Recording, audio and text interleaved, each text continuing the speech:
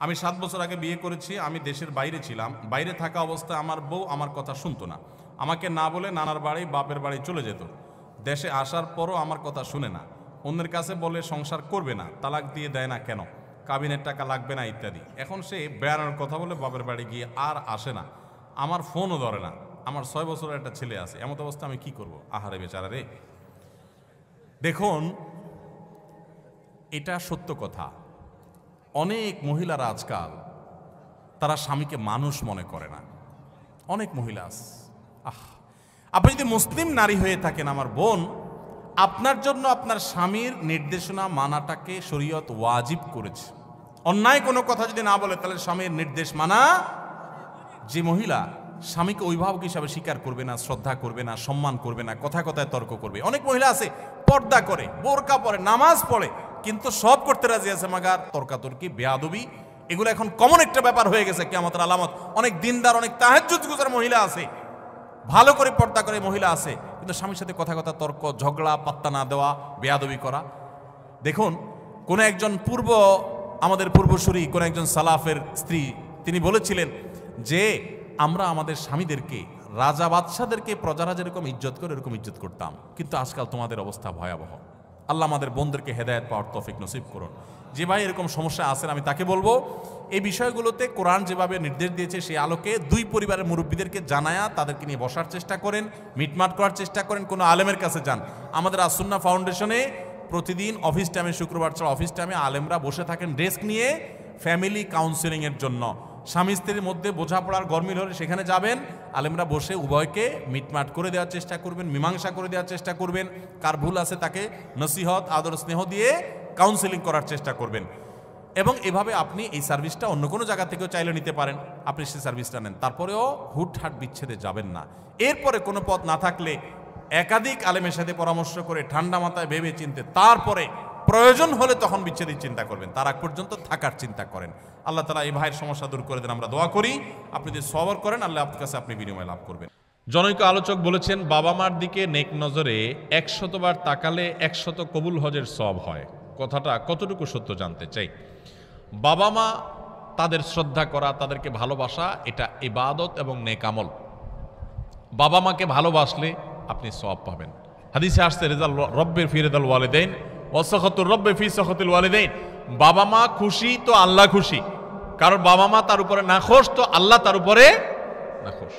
এই জন্য বাবা মার প্রতি শ্রদ্ধা দেখাবেন। আল্লাহ বলেছেন যে ওয়াবিল ওয়ালিদাইনি ইহসানা, মা বাবার প্রতি সদাচরণ করবে। ভাইরা আমার, যারা বাবা মাকে না হারাইছেন তারা বুঝবেন না এটার মর্ম কি। যারা হারাই ফেলছেন তারা বুঝেন কি মর্ম। আমি প্রায় বোঝানোর চেষ্টা করি, বলার চেষ্টা করি, নিজের শরীরের চামড়া দিয়ে যদি বাবা মাকে জুতা বানায় দেন তবুও তাদের ঋণ শোধ করতে পারবেন না। বহু মানুষ ভালোবাসা দেখাবে আপনাকে, আপনি যেদিন বাবা হবেন সেদিন বুঝতে পারবেন যে বাবারা সন্তানদের জন্য কতটা ভালোবাসা তাদের বুকে ধারণ করে।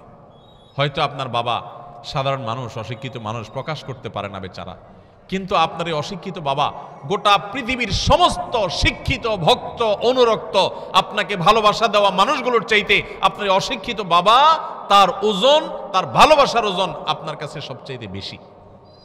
ভাইরা আমার, বাবা মায়ের ফজিলত নিয়ে বহু হাদিস আয়াত আছে, সেগুলো ঠিক আছে, কিন্তু তাই বলে প্রত্যেকবার তাকালে একটা করে হজের সওয়াব হবে এই কথা কোনো বিশুদ্ধ হাদিস দ্বারা প্রমাণিত নয়। এই কথা কোনো কেউ যদি বলে থাকে যে 100 বার তাকালে 100 হজের সওয়াব পাওয়া যাবে, তাহলে এটা কোনো সহিহ বা বিশুদ্ধ হাদিস দ্বারা, কোনো আয়াত দ্বারা প্রমাণিত না।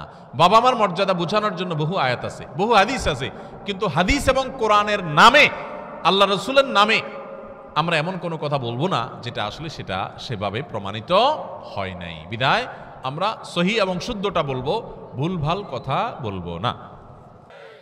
আপনার লেখা নতুন বই তারাবির সালাতে কোরআনের বার্তা, এটা ওযু ছাড়া পড়া যাবে কিনা এবং মহিলারা মাসিক অবস্থায় পড়তে পারবে কিনা? মাশাআল্লাহ, এই বইটার কথাই প্রশ্ন আসছে।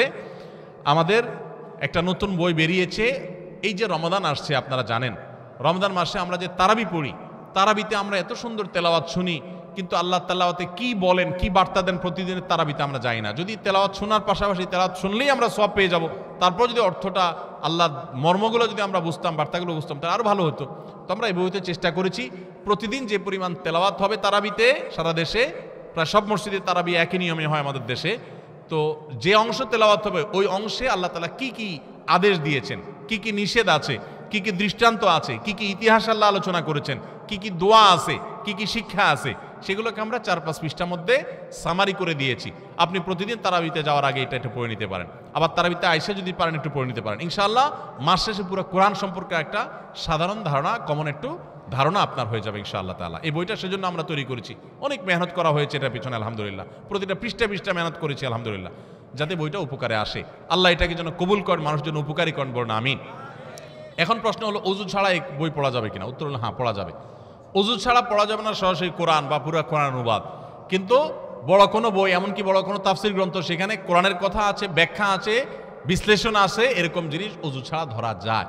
এই জন্য এটা ওযু ছাড়া ধরলে কোনো অসুবিধা হবে না। এমনকি মা বোনেরা মাসিক অবস্থায়, যেহেতু এখানে আমরা নির্যাস বলেছি, সার তুলে এনেছি, আয়াত কোট করেছি খুব কম, সেই জন্য এটা মা বোনরা অপবিত্র অবস্থায়ও পড়তে পারেন। অন্যান্য ধর্মীয় বই যেরকম পড়তে পারেন, এটাও পড়তে পারবেন। আর সেই সাথে যারা মহিলারা তারাবি পড়তে যান না, বাসায় নিজেরা তেলাওয়াত করেন, আপনি মহিলা মানুষ এক পারা তেলাওয়াত করবেন। যেদিন এক পারা তেলাওয়াত করবেন, যে পারা শুরু করবেন, শুরু করার আগে ওই পারাতে আল্লাহ কি বলছেন একটু দেখে নেন। এখান থেকে যে 10 নম্বর পারা তেলাওয়াত, 10 নম্বর পারা আল্লাহ কি বলেছেন একটু দেখে নেই, এরপরে তেলাওয়াত করেন। আপনি তেলাওয়াত আলাদা তৃপ্তি পাবেন। অথবা তেলাওয়াত শেষে একটু দেখলেন যে এই পারা যে পড়লাম, আমি এই পারাতে আল্লাহর পক্ষ থেকে কি বার্তা পাইলাম, এটা আপনি একটু দেখে নেন। তাইলে তারাবিতে উপকার আসবে, তারাবির বাইরেও আমরা সারা বছর উপকৃত হতে পারি। আল্লাহ তাআলা আমাদের সবাইকে কোরআনের সাথে সংস্রব আরো বেশি গড়ে তোলার তৌফিক দান করুন। কোরআনের সান্নিধ্যে আমাদের আরো বেশি আসার তৌফিক দান করুন। কোরআন বুঝতে হবে, কোরআন মানতে হবে, কোরআন আমল করতে হবে। তবে কোরআন বোঝার ক্ষেত্রে অবশ্যই আপনার এলাকার ইমাম সাহেব, খতিব সাহেব, কোনো আলেমের তত্ত্বাবধানে থেকে আপনি বোঝার চেষ্টা করবেন। আল্লাহ আমাদেরকে তৌফিক দান করুন। আস-সুন্নাহ ফাউন্ডেশন, উম্মার স্বার্থে সুন্নাহর সাথে।